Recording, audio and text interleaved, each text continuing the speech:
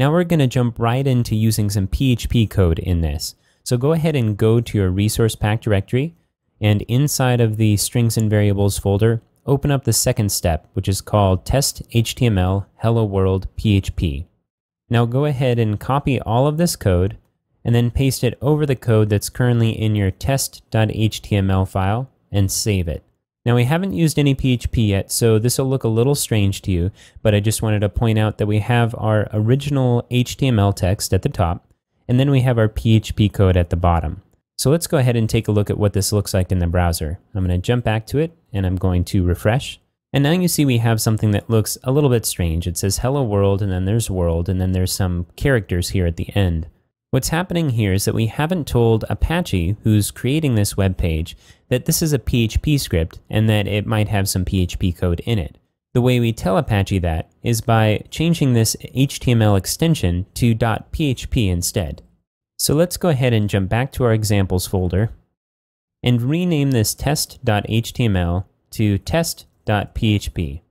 Now that we've made this change, we need to change the URL in our browser. So we're going to change this from test.html to test.php and hit enter. Now this looks better. It says hello world, hello again world. If this is what you see in your browser, then congratulations again because you just wrote your first PHP script. Let's go ahead and take a look at the code. I'm going to jump back to the text editor here. So the first thing that's kind of remarkable is that we can have HTML here, and we can have PHP code as well. So a .php file can be rendered just like an HTML file, but we get the added benefit of being able to put in PHP code. Let's go ahead and talk through the different parts of this script. To begin with, we have an opening PHP tag. This is an opening bracket, a question mark, and PHP. At the very end of it, we have a closing PHP tag, which is a question mark and an ending bracket. Inside of here is code that gets parsed out by our PHP application. What we see here is called a statement.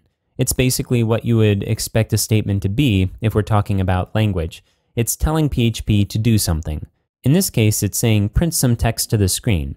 So we're using something called a command called print, and we're passing it this text, which is called a string.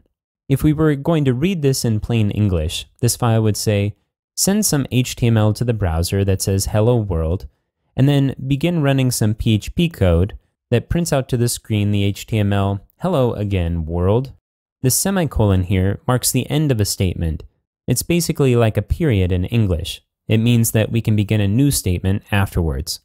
So quickly, again from left to right, we have our opening PHP tag, we have our print statement, we have the string that's going to be printed to the screen. We have our semicolon, which is the end of the statement, and then we have our closing PHP tag. Now, one thing to note is our string is inside of quotes, and we're going to be talking extensively about these quotes and strings in upcoming videos. If you want to play with this script, just go ahead and type in some additional text here and watch it display on the screen. If you cause some errors on the screen, that's a good thing. It means you are testing the boundaries a bit. And we'll get to some of the errors that you might run into a little bit later on in these videos. Strings are an essential aspect of working with PHP code. Let's go ahead and spend some time with them and look at some examples.